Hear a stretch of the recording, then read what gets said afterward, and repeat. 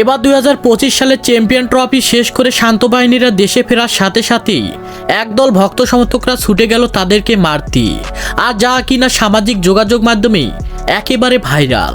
হ্যাঁ দর্শক, বিস্তারিত জানুন পুরো ভিডিও জুড়ে। দেখা গিয়েছে এবার 2025 সালের চ্যাম্পিয়ন ট্রফি ম্যাচে ভারত এবং নিউজিল্যান্ডের বিপক্ষে একেবারে ওপেনিং ব্যর্থতার কারণে ম্যাচ হেরে একেবারে যেন ভক্ত সমর্থকদের হতাশ করেছেন শান্ত বাহিনীরা।